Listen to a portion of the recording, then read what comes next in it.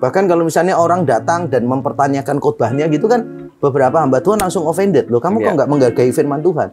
Loh, bukan nggak menghargai firman Tuhan. Saya meragukan penafsiran Anda sebagai pengkhotbah gitu kan. Iya, defensif. Ya, itu cultural thing sih. Ya, cultural things. Juga, yang karena banyak muatan-muatan cultural baggages yang semacam inilah gitu. Makanya orang Kristen sukar untuk berpikir kritis gitu. Tidak dibiasakan berpikir kritis gitu loh. Pokoknya orang ngomong apa, amin. Orang ngomong apa, amin. Dan pendeta kan juga beberapa ya, nggak semua lah ya, nggak semua. Itu kan kadang-kala menyampaikan sesuatu tanpa mengajak jemaatnya berpikir kan. Kan harusnya kita memberi kesempatan jemaat memikirkan pandangan kita, setuju atau nggak setuju gitu loh dengan pandangan kita. Itu ada ini nggak? Ada forumnya nggak ya? Kalau di gerejanya Pak Yakub ada forumnya nggak itu untuk seperti itu, berinteraksi dengan jemaat seperti itu? Mulai bulan ini sudah berapa minggu ya. Saya yang di khusus salah satu cabang rek yang di Galaxy Mall itu ada namanya Tanya Rek GM. Jadi jemaat itu diberi link. Jadi boleh tanya. Lalu satu pertanyaan yang terpilih akan mendapatkan payung cantik. Enggak sih. Yang satu pertanyaan yang terpilih akan dijawab secara live di dalam kebaktian. Dan jawabannya pendek, 2 menit saja. Maksudnya onsite. Waktu ibadah. Ya. Jadi ada tim yang nanti akan sortir pertanyaannya, pilih yang kurang lebih paling relevan, paling banyak ditanyakan orang. Nah, itu langsung dijawab secara live oleh hamba Tuhan yang berkhotbah di minggu itu. Itu.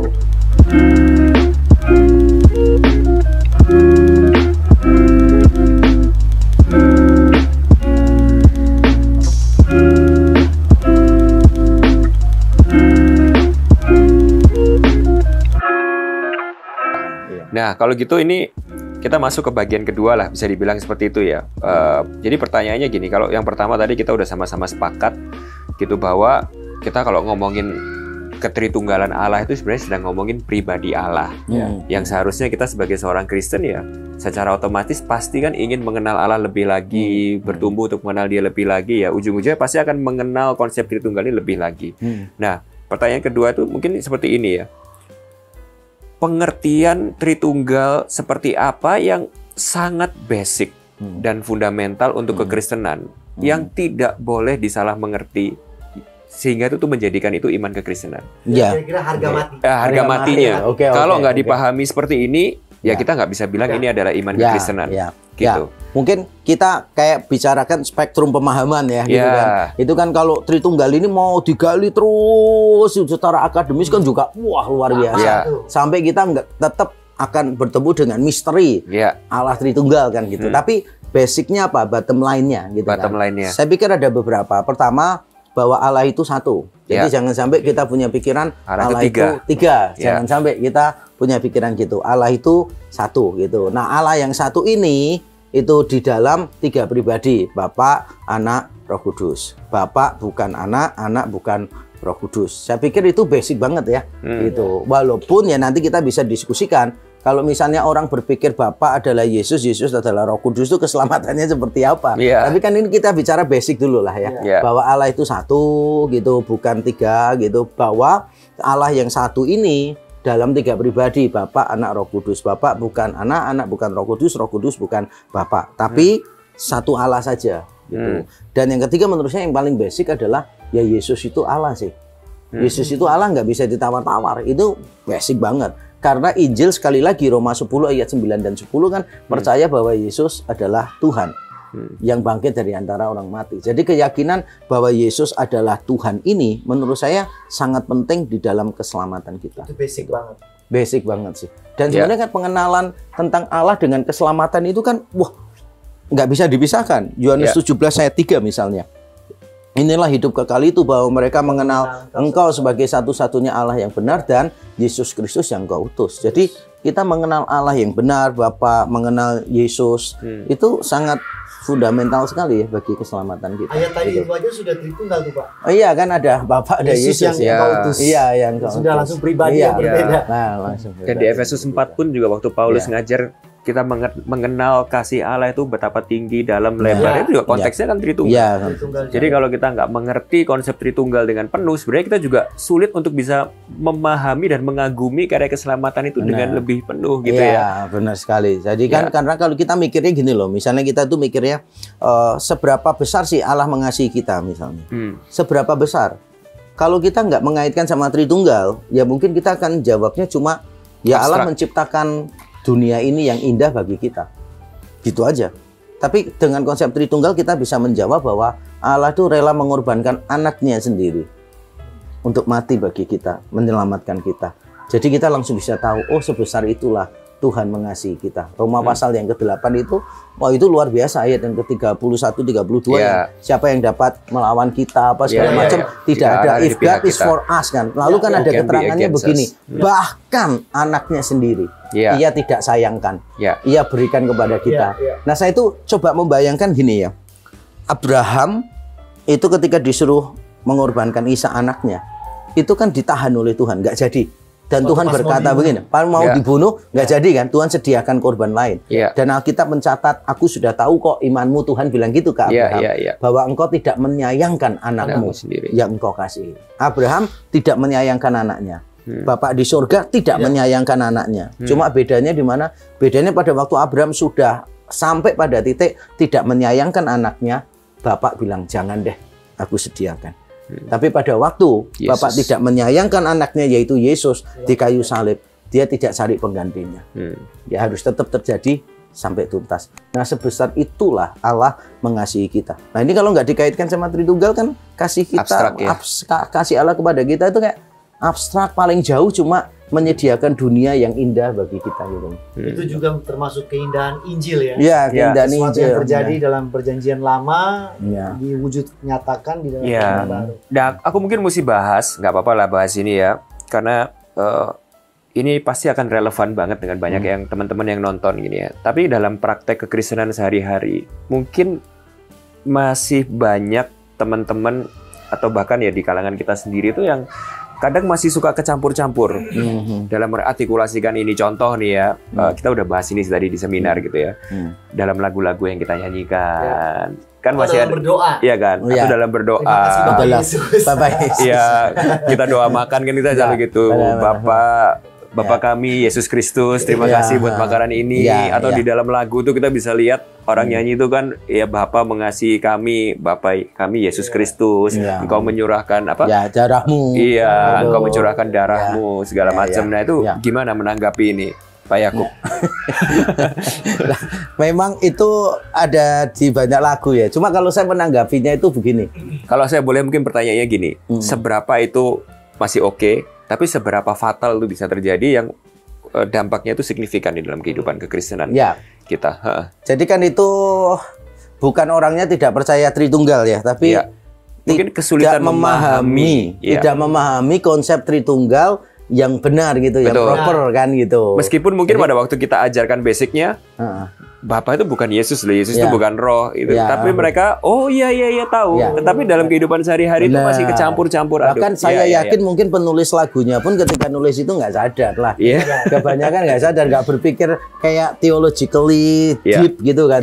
Enggak sih. Ya pokoknya kan asal keluar lirik apa dimasukin di situ gitu kan ya. Nanti pada waktu ditanya lebih dalam, digali, bisa bingung sendiri dia. Iya ya, kok bisa keluar itu ya. Nah, sama juga dengan jemaat sih. Jemaat ketika menyanyikan lagu itu, kok saya yakin tidak semua jemaat itu misalnya punya pikiran ya. Misalnya kayak Bapa Engkau ku sembah, pulihkanku dengan darahmu gitu.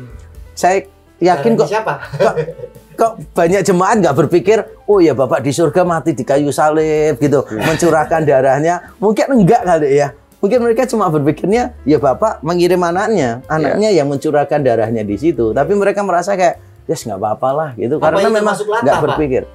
Iya, itu termasuk ya kalau dibilang latah kan sekedar ikut-ikutan gitu kan ya. Jadi mungkin kalau bisa dibilang tuh gini, tidak ada critical thinking kali ya. Jadi orang Kristen itu kan memang sulit sekali untuk mengembangkan critical thinking karena merasa bahwa apapun yang dibicarakan orang, apalagi di gereja, apalagi oleh rohaniwan, itu selalu berotoritas dan tidak boleh dipertanyakan. Mereka lupa bahwa yang tidak mungkin salah itu kan Alkitab, bukan pengkhotbah. Ya, kita kan kebiasaan kan gini misalnya.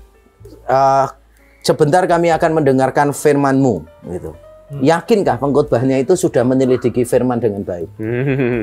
Kalau nggak yakin, ya kalau saya disuruh khotbah untuk orang lain, misalnya disuruh berdoa untuk orang lain, yang saya nggak yakin ya khotbahnya ya, saya akan bilang sebentar kami akan mendengarkan khotbah, bukan firman Tuhan. Coba kalau dia nafsirkan firman Tuhannya salah, masuk firman Tuhan. Atau paling netral ya, sebentar kami akan mendengarkan penjelasan firman Tuhan. Ya kan, firman Tuhannya nggak mungkin salah, penjelasannya bisa jadi salah kan gitu. Kecuali kalau kita udah yakin ya, belajar sungguh-sungguh, bertanggung jawab kan gitu. Nah masalahnya kan di dalam kekristenan itu semuanya kayak otoritas gitu. Bahkan kalau misalnya orang datang dan mempertanyakan khotbahnya gitu kan, beberapa hamba Tuhan langsung offended. Loh, kamu kok nggak menghargai firman Tuhan? Loh, bukan nggak menghargai firman Tuhan. Saya meragukan penafsiran Anda sebagai pengkhotbah gitu kan. Iya, defensif. Ya, itu cultural thing sih. Ya, cultural things. Juga, yang karena banyak muatan-muatan cultural baggages yang semacam inilah gitu. Makanya orang Kristen sukar untuk berpikir kritis gitu. Tidak dibiasakan berpikir kritis gitu loh. Pokoknya orang ngomong apa, amin. Orang ngomong apa, amin. Dan pendeta kan juga beberapa ya, nggak semua lah ya, nggak semua. Itu kan kadang-kala menyampaikan sesuatu tanpa mengajak jemaatnya berpikir kan. Kan harusnya kita memberi kesempatan jemaat memikirkan pandangan kita, setuju atau nggak setuju gitu loh dengan pandangan kita. Ya. Itu ada ini nggak? Ada forumnya nggak ya? Kalau di gerejanya Pak Yakub ada forumnya nggak itu untuk seperti itu, berinteraksi dengan jemaat seperti itu? Mulai bulan ini sudah berapa minggu ya. Saya yang di khusus salah satu cabang rek yang di Galaxy Mall itu ada namanya Tanya Rek GM. Jadi jemaat itu diberi link, jadi boleh tanya. Lalu satu pertanyaan yang terpilih akan mendapatkan payung cantik. Enggak sih. Yang satu pertanyaan yang terpilih akan dijawab secara live di dalam kebaktian. Dan jawabannya pendek, 2 menit saja maksimal. Onsite. Waktu ibadah. Ya. Jadi ada tim yang nanti akan sortir pertanyaannya, pilih yang kurang lebih paling relevan, paling banyak ditanyakan orang.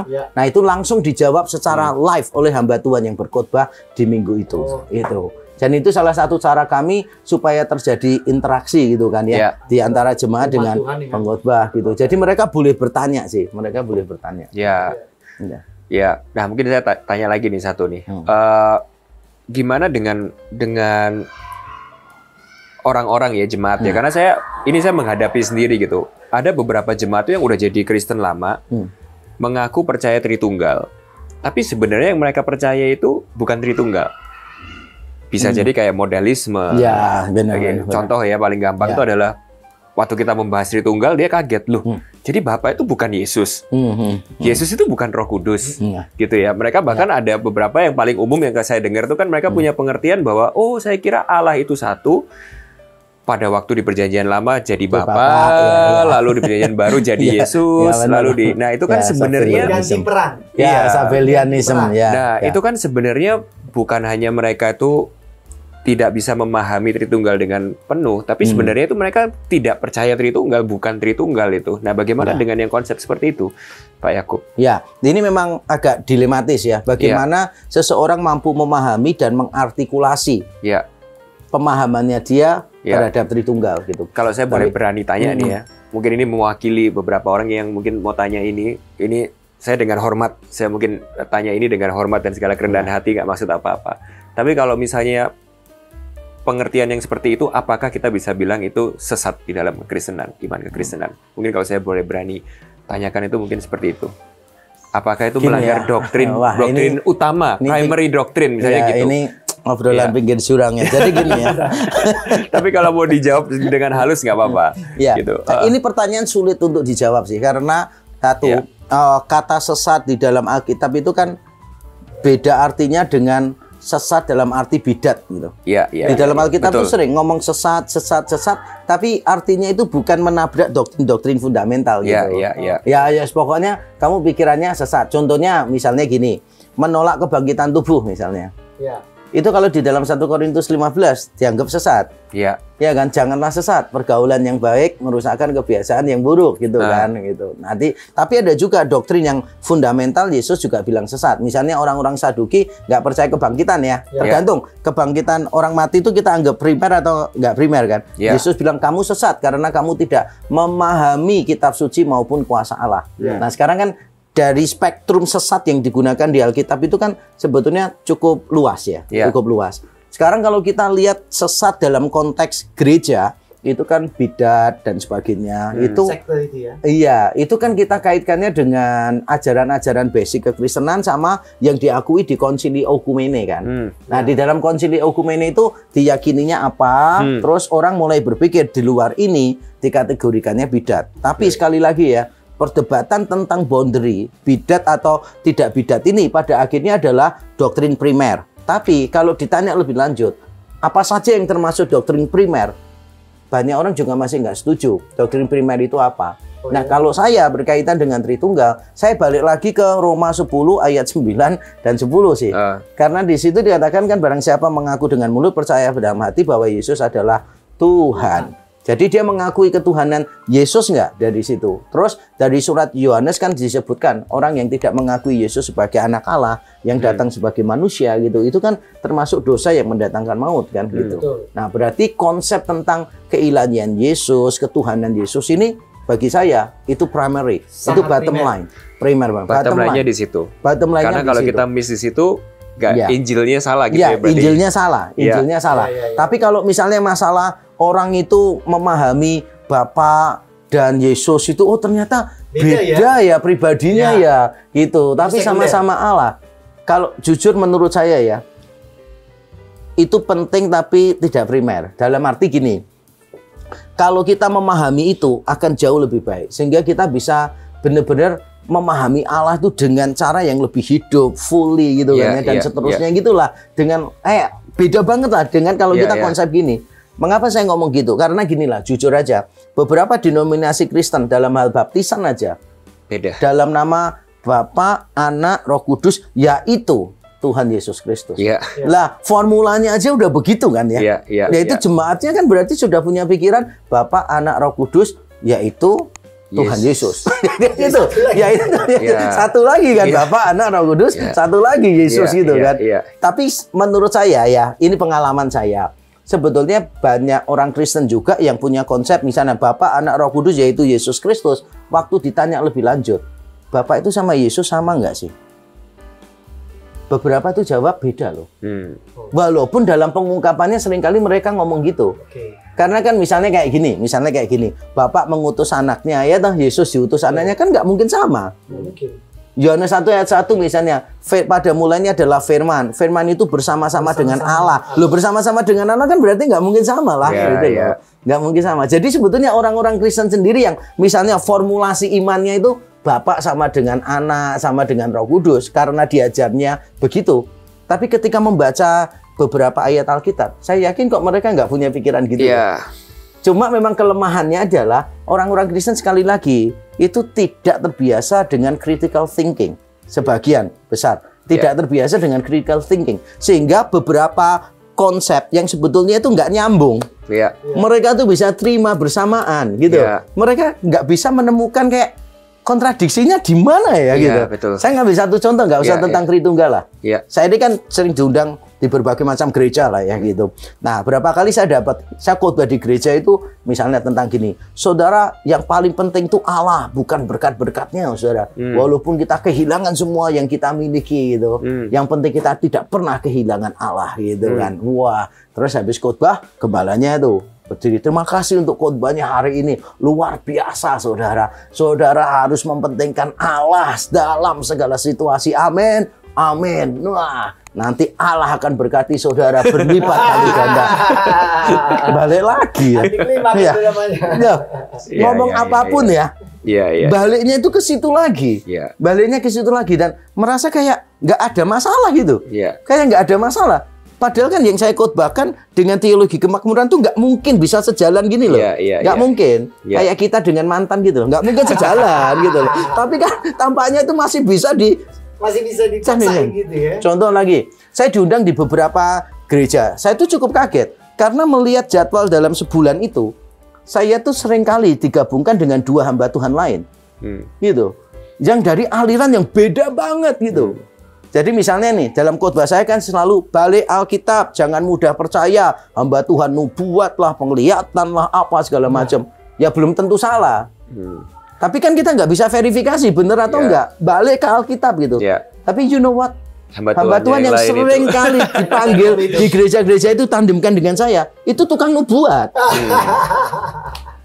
Sih? Terus di sana, yang satunya lagi itu kan kalau saya khotbah kan selalu gali firman. Yang penting tuh gali firman. Hamba Tuhan satunya itu nggak pernah gali firman gitu loh. Tapi di gereja itu bisa sama-sama suka 3 pembicara ini.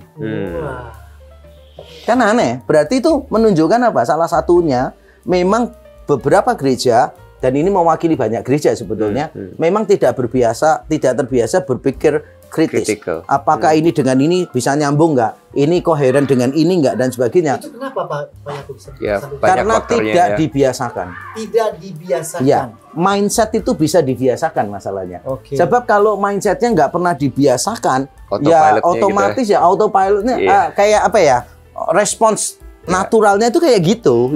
Nggak pernah mikir. Dalam konteks ini kalau saya boleh simpulkan, karena konsep Tritunggal itu tidak pernah secara sengaja diajarkan dan secara eksplisit dikomunikasikan. Iya, jadi karena tidak pernah secara sengaja diterangkan formulasinya dan penjelasannya, dibiasakan, maka mereka itu ya menerima ini itu yang sebetulnya nggak bisa digabung. Tapi mereka nggak tahu dan tidak merasa bahwa itu saling berkontradiksi gitu. Mereka merasa fine saja gitu. Ya, tadi saya juga salah satu saya tanya alasan saya tanya pertanyaan ini adalah karena akhir-akhir ini kan kayaknya sering banget terjadi debat dan kericuhan di luar sana karena perbedaan Tritunggal ini gitu. Yang ini ngomong wah ini sesat, ini modalisme, ini gini. Ya. Hopefully pembicaraan kita tadi mungkin nggak menyelesaikan argumennya, tapi at least memberikan titik hangat ya. Bukan titik terang tapi titik hangat gitu ya. Pak Yakub ini kan ini mungkin sudah mau selesai ya. Saya punya anak masih kecil. Pastor Anthony juga punya anak masih kecil. Pak Yakub ada tips nggak menjelaskan Tritunggal kepada anak kecil dengan sederhana.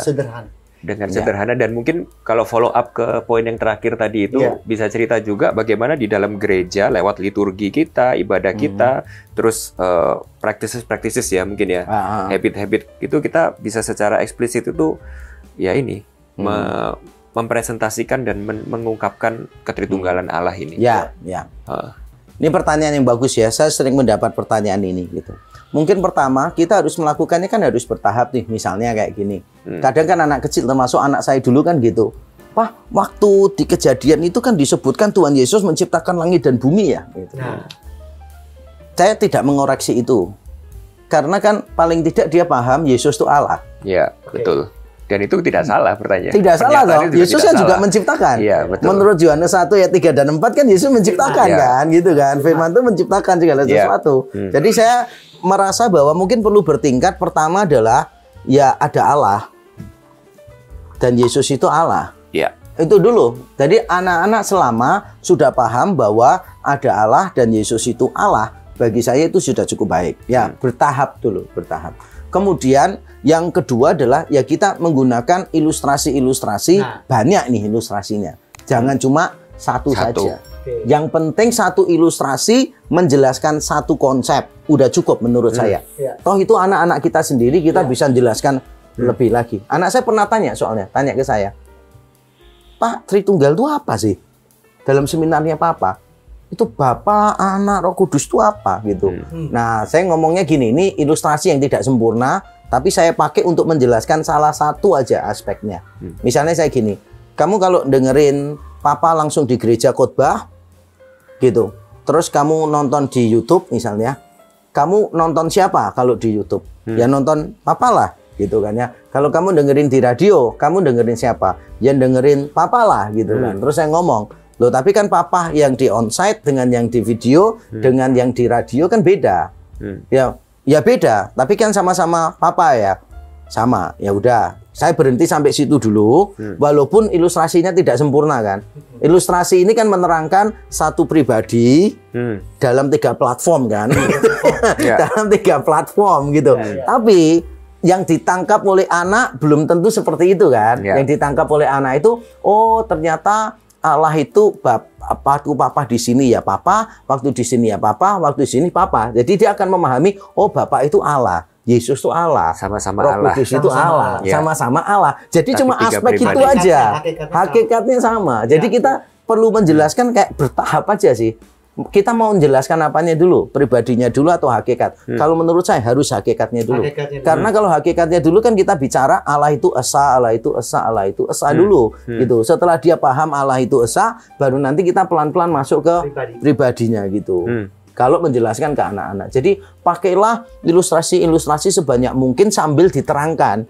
Ilustrasi ini maksudnya bukan ini, bukan ini, bukan ini gitu. Cuma menurut saya kalau anak masih terlalu kecil, dia juga nggak akan menarik ilustrasinya sejauh itu sih. Misalnya kayak anak saya misalnya, waktu saya terangkan itu, kok anak saya nggak pernah berpikir gini, loh Pak itu kan satu pribadi ya. Dalam 3 platform. Enggak lah, masih kecil ya. Nggak akan sejauh itu lah. Nggak akan sejauh itu. Misalnya kayak paling gampang ya saya kasih tahu matahari misalnya. Matahari kamu misalnya ini sama papa kamu di luar. Kamu kena matahari atau kena sinarnya atau kena panasnya? Gitu. Kan sama aja sih Pak. Kena matahari, kena panas, kena sinarnya. Duh, tapi kan kamu bisa bedakan dong panas, sinar sama mataharinya. Bisa. Ya kurang lebih Tritunggal kayak gitulah. Berbeda tapi sama gitu. Iya, anak saya nggak ada yang ngomong gini misalnya, loh Pak tapi matahari ini kan nggak personal ya Mbak ya, nggak ada pikiran kehendak apa gitu. Enggak lah, anak kecil kan nggak punya pikiran gitu. Yang penting yang pribadi gimana? Yang penting kan kita memperkenalkan ada sama ada beda gitu loh. Ada sama ada beda, nggak bisa dibedakan tapi nggak bisa dipisahkan gitu loh. Jadi kita memulai menjelaskan itu dari gambaran yang paling sederhana. Paling sederhana dulu. Lalu meningkat bertumbuh sesuai dengan pemahamannya mereka. Pemahamannya gitu. Kalau yang pribadi gimana? Nah kalau yang pribadi ini kan lebih sulit kan. Tapi kita intinya gini. Kalau saya menjelaskan bahwa bapak itu beda dengan anak. Misalnya bapak mengutus anak ke dalam dunia gitu. Itu kan berarti beda dong. Firman bersama-sama dengan Allah misalnya, ya berarti kan nggak mungkin sama dong, gitu. Mereka itu beda. Nah, tapi kalau misalnya mereka tanya, lo bedanya apa, gitu. Nah, kita terangkan, ya bedanya itu dalam istilahnya pribadi. Tapi pribadi itu apa? Nah, kita cuma bisa memberikan via negativa. Karena kan kadang menjelaskan ke anak via positiva itu lebih sulit. Kita lebih baik via negativa, bukan ini, bukan ini, bukan ini, bukan ini gitu loh. Jadi misalnya, oh ya ada 3 pribadi, tapi pribadi itu bukan dalam arti gini loh. Misalnya papa, koko, dedek gitu kan ya. Kita kan 3 pribadi, 3 hakikat. 3 hakikat. Hakikatnya sama tapi tidak satu gitu kan ya. Jadi bukan itu, bukan ini, bukan ini. Jadi tergantung anaknya ngomong apa. Maka paling bagus adalah meminta anak mengartikulasikan ulang pemahamannya dia apa. Jadi kalau menurut kamu bagaimana Tritunggal setelah dijelaskan? Nah itu penting.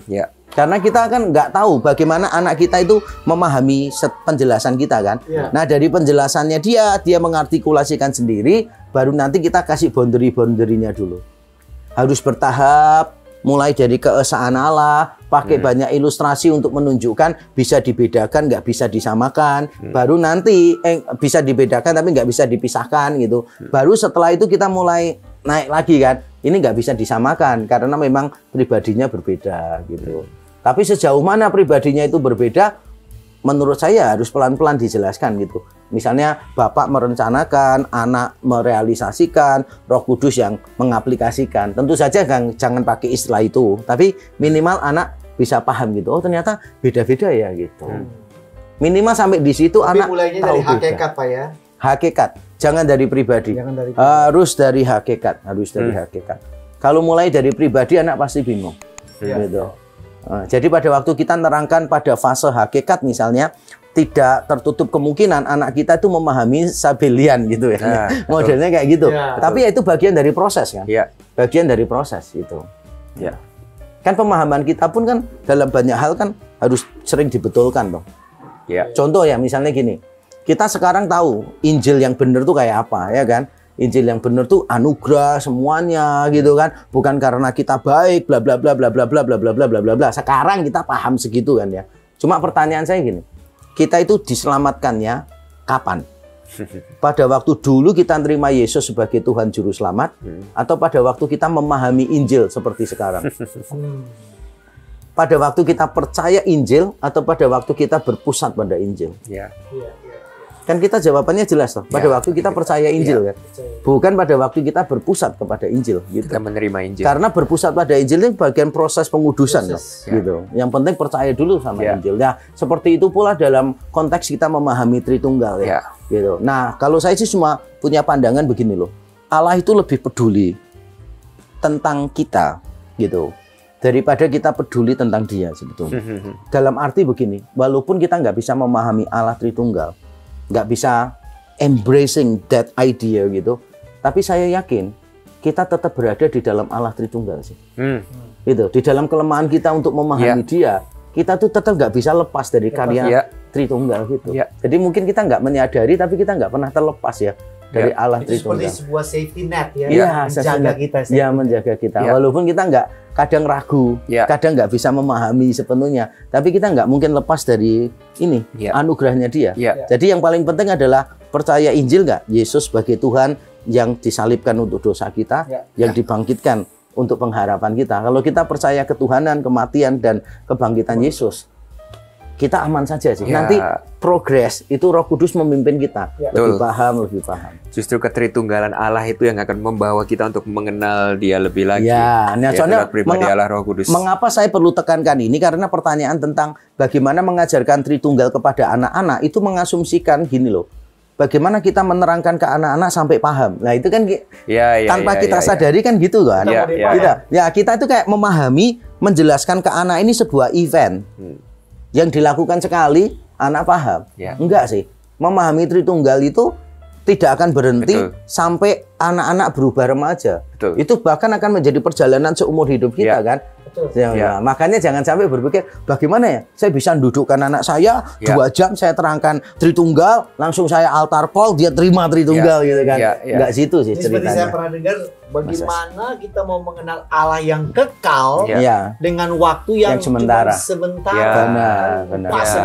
Dan kita ini suka lupa bahwa mengenal Allah itu yang paling penting itu bukan secara informasi atau secara kognitif saja, tapi dinikmati dan dialami. Benar. Jadi itu jadi ketritunggalan Allah itu kan juga seperti itu ya, bukan ada hanya kita intelektual, ada personalnya lah gitu. Betul. Dan pengenalan Allah ini kan harus berjalan terus-menerus. Kalau saya sih memakai ilustrasi ini tuh gini tuh.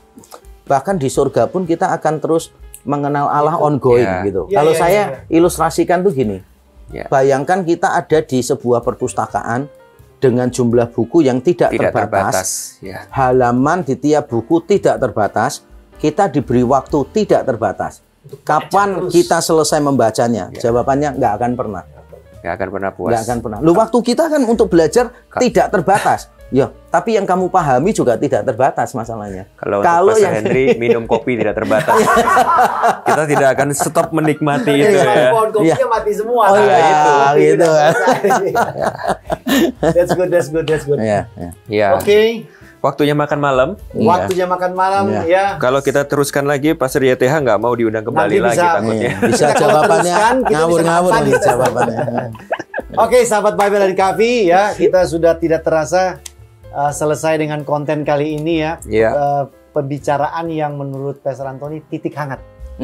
Bukan titik terang tapi titik hangat. Ya, dan kami bertiga berharap, kami berdoa supaya apa yang kami bicarakan ini menjadi berkat bagi Anda semua ya. Betul. Kalau saya boleh underline, konten kita hari ini bukan untuk memicu perdebatan atau memicu kontroversi, tapi lebih ke arah sebenarnya untuk lebih encourage ya. Kepada teman-teman semua bahwa topik ketritunggalan Allah itu adalah salah satu aspek pribadi Allah yang memang tidak terbatas. Yang tujuannya itu bukan untuk kita perdebatkan atau kita pahami secara intelektual saja, tapi justru untuk kita kagumi, untuk kita nikmati lebih lagi gitu. Dan saya sangat diberkati. Ini sebuah insight, informasi segala macam Dan saya mengerti bahwa mengenal, mempelajari Tritunggal itu perjalanan iman kita. Proses hidup kita yang nggak tahu sampai kapan. Benar sekali. Panjang banget. Oke guys, sampai ketemu lagi di episode selanjutnya. Salam sejahtera buat kita semua. Jangan pernah berhenti belajar. Tuhan berkati. God bless. Terima kasih teman-teman semua yang sudah menyaksikan episode kali ini. Dan tetap nantikan episode kita yang selanjutnya dengan judul yang lebih menarik. Dan jangan lupa subscribe, like, dan komen teman-teman semua. Thank you.